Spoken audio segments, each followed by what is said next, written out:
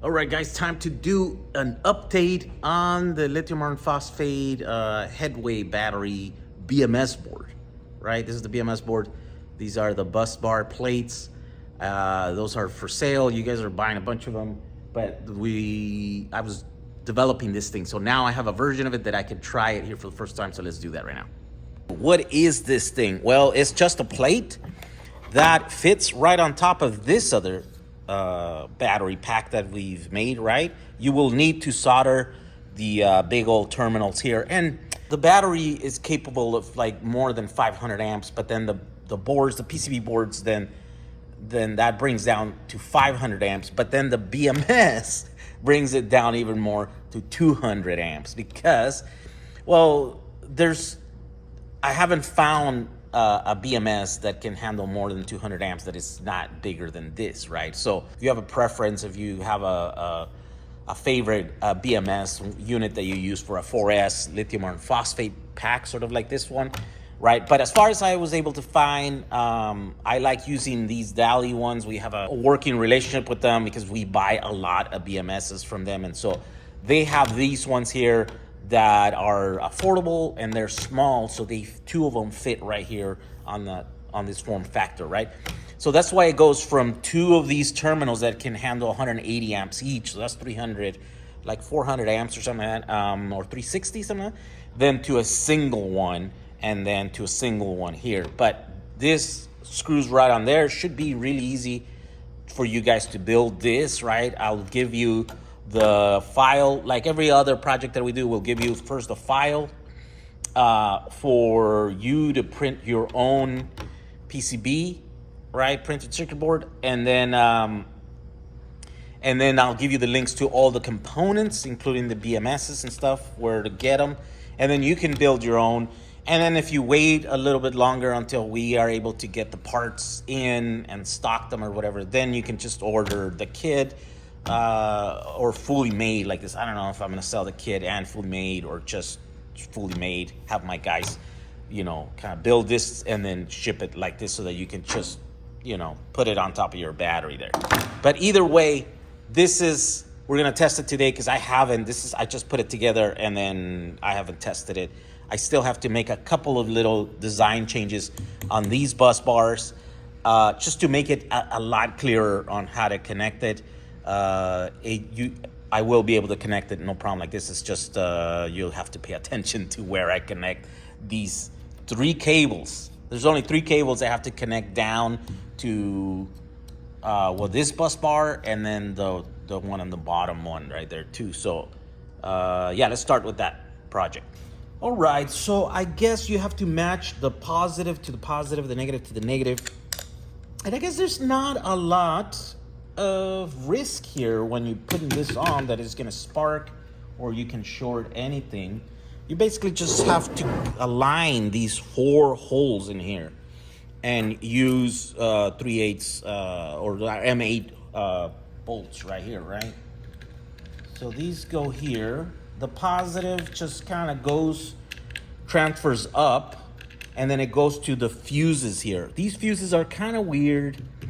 But if you have any ideas on how we can make this fusing better, because they are too tall, so basically the only way that you can put a terminal in here, ring terminal, is this way, or I guess probably this way, because this is too high, this is higher. These 3 sides right here are higher than the actual terminal here. So maybe what we need to do is move these out of the way so you can put this way or that way. I don't know, or end this way. Maybe that's what we'll do. If you have any ideas, post it in the comments. I need some inspiration. So this one's right here. What you'll have to do is the blue cable, that's the entrance, right? So that's the end to both of these. So you have to put the bolt right through that ring terminal there. There we go.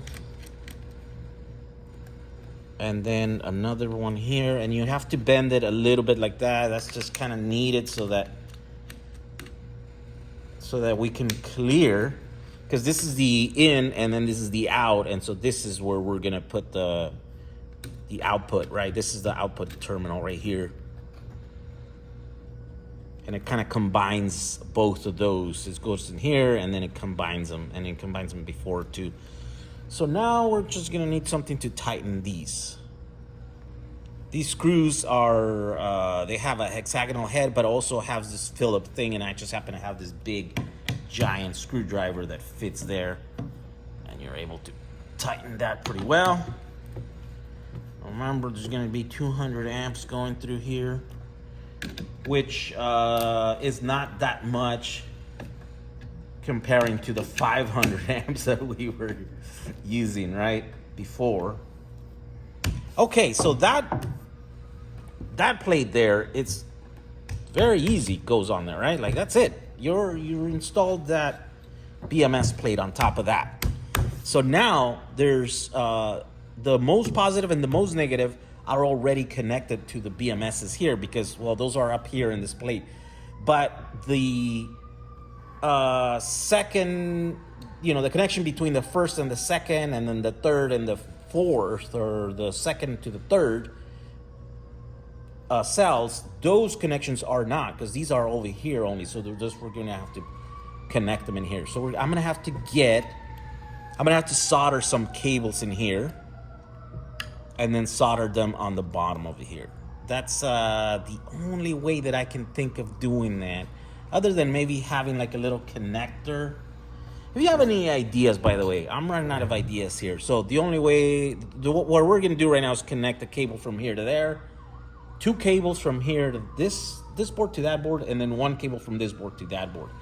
So other than a little connector, I guess, right?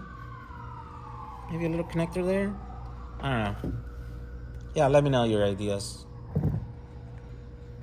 All right, so I soldered 3 cables in here to these 3 little pads that are labeled C2, C3, and C4. So C2 should go between the first group and the second group. And the first group is the one that has the most negative. So the most negative's here, and it goes through the BMS, and then it goes here. So this group right here is the most negative. So then C2 is the one between the most negatives positive, and then the second group's negative. So it's this one right here. And I put a little pad in here. It's tiny, but you can see it in between here.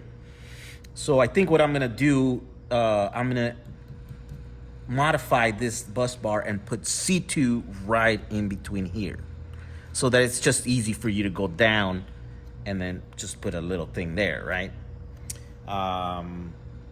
Yeah. So for right now, what we're gonna have to do is go down and then go this way into that little thing there. So that's what we have to do. Okay, no big deal. So we cut this here, and then we just solder it in there. All right, so we have to thin that. Let me get some solder. All right, so I flipped the thing over, and this is the pin that we need to go to. So I'm gonna disconnect the BMSs just in case. So I do things like that, and I realize that's maybe the reason why I've never gotten a battery to catch fire. And you know what I mean? Like, I never electrocuted myself, because I always take some precautions like that. Just disconnect the thing, plug it in, and then plug it, but you should have all your attention when you're plugging in a device, right? That it's live. You shouldn't be worrying about soldering when you're plugging it in at the same time. So those are just, I think, things that are common sense to me, but maybe not to everyone. So I do those things without even thinking about it. But when I'm making a video like this, well, I tend to, feel the need to explain why I'm doing those sort of things. All right, so there we go. Those are the 3 cables. So you see they're a bit messy, so I'm gonna have to change that in the next batch of these ones, so that they're a lot more elegant. So this one will go in. This cable right here will go down and connect directly here. This one will go and connect directly here, and then this one will go and connect directly here. Oh, actually, no, this one will connect here. So there's not gonna be any here. Right now, this one has to go this way, that one has to go that way, and then that one has to go in here instead of just having one. So once that is connected, the next thing to do is, well, to check if both BMSs are gonna work. Why is that? Well, in a perfect world, just because you connect two BMSs parallel, they should both work, right? But since we don't live in a perfect world, we should at least devise a simple procedure to check that both of them, or at least verify that both of them are working, right? So the way we're gonna do that is, we're gonna use a multimeter, right? Let's see here, we'll set it to voltage. You put it a DC voltage, there we go. So then, here we go. Let me move it over here so you can see it. The stupid lights, there we go. So positive should be positive. There should be no voltage, but there is voltage. No, so there isn't. Look, 13.45, right? That's the voltage at the terminals of the battery. But at the output terminals of the BMS, it's only 12.08 or whatever. So people often ask me, hey, what's going on here? Why is the BMS on? It shouldn't be on because it's disconnected the balance leads, right? And so it's like, yes, that is correct. That is what's happening here. There's a voltage drop in there because that's just a voltage leakage on the MOSFETs inside of the BMS, right? So there's some voltage that is leaking through, but it's as soon as you put like an actual load here, this is not pulling any load whatsoever. This is just sensing wires, right? This circuitry here is just, it has its own power, a battery in there. So all it's doing is just measuring. And so that's why it detects the leak voltage. But if you were to put an actual load here that would require any kind of amperage, right? Or wattage, then that would quickly go down to zero. It would just drain those little transistors, right? And so, because they're off. And so then that's what would happen. So if you don't see a matching voltage here, then that means that the transistors are off. And so what we do is we connect one of these BMSs. Let's connect this one right here. Okay, so now that's connected. It has the sensing voltages of all the cell groups. And since they're all good, I hope, since I charged this I don't know, it's been a week or so since I charged this, then the BMS should be on. And so let's test again. So 13.46, 13.46. Now the voltage matches, right? So now we know this BMS is working. So let's disconnect it, turn it off, so that we can check the other BMS.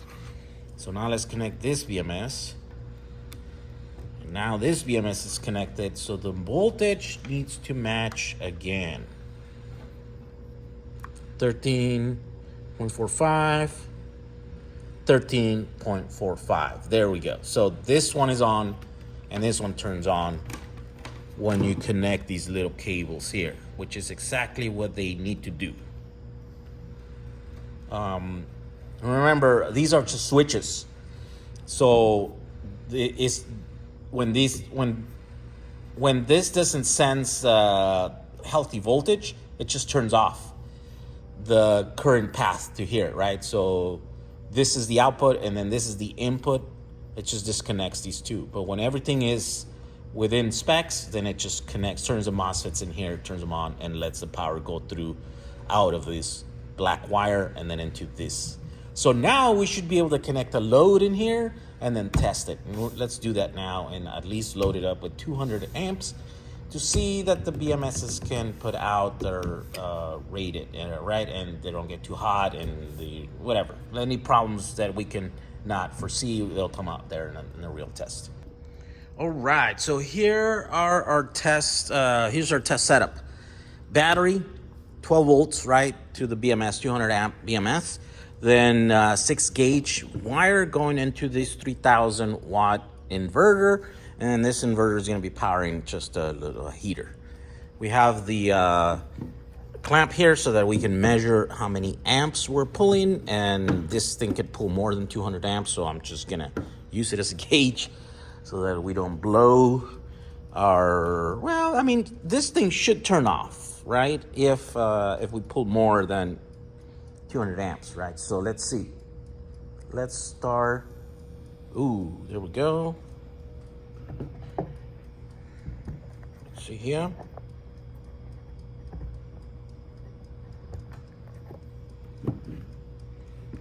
So that's 16 amps.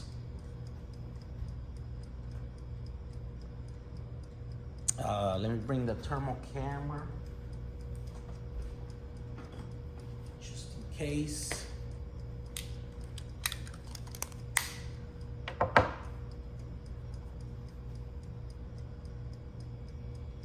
So there we go, 30, 40, 50. Oh, come on, really? What do you mean overload? It's just overload.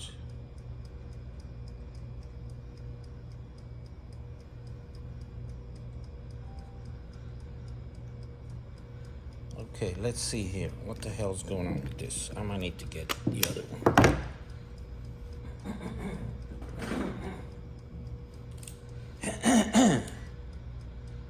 So DC.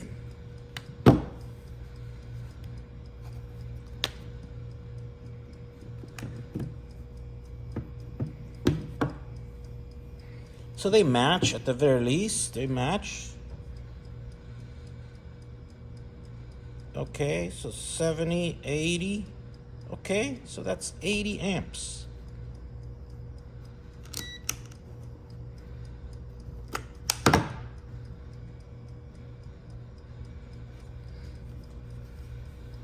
Okay, so I'm gonna put it somewhere around 40 again.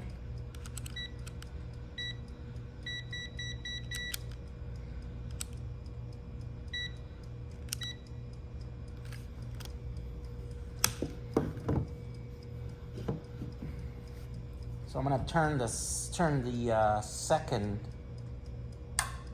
Oh no. Okay. So 50. Okay, so 100 amps. 120. 130. 160. Okay, look at that. So that's 200 amps right there. And I mean, I see a lot of heat. Ah! Okay. Okay, so something happened.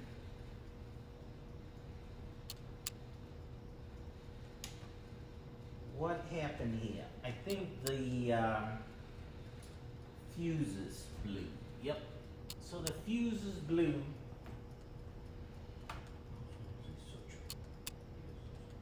Oh, I guess. So that's my problem. I have only 180 amps of fusing here instead of the 200. Okay, let's change those and redo this test. All right, so I changed the fusing now to something above 200, like 240 or something like that, 230 amps. So they should be able to withstand 200 amps. We're right now at 210 amps.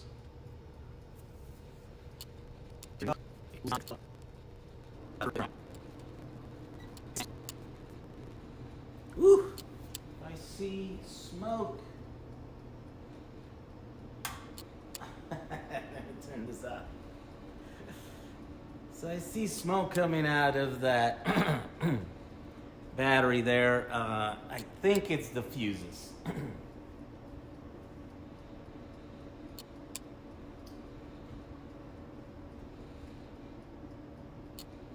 Sure enough, The fuses are melting, so we're gonna have to change those fuses. Those are not appropriate fuses for that. All right. Well, I'd say this was that's a failure test here. I mean, it's a successful test because we found the failure point and we realized that these are just not going to cut it. Now, I don't know what I am going to end up doing, but we can't use these. Even these, right? 8 of these little fuses at 30 amps. So 3, 6, so what is that? 120. So that's 240 amps.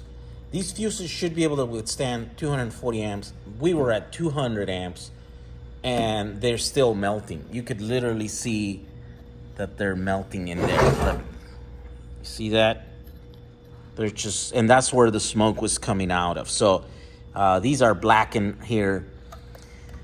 They do make bigger ones than this on this form factor, but then the little base starts getting too hot. So that's the reason why these fuses are just not going to work. I could add more to, right? Another 2 or 3 over here, just put a big old line. But now it just becomes a giant line of fuses in parallel. Might as well just use 2 bigger fuses. So I do have other fuses that I have here that I have in quantity that we recycle from another thing, right? So maybe we can use those because those are cheap. But the thing is that once we run out, it's going to be hard. I was trying to use these because they're easy to find, and you can find these anywhere, and so they're easy to replace. When you're buying them, you can buy them from several sources. It's just a lot better, right? So if you have any idea or any recommendations as to what fuses we should use here to be able to do the 200 amp continuous. By the way, the BMSs perform great. Yes, you can see in the thermal imaging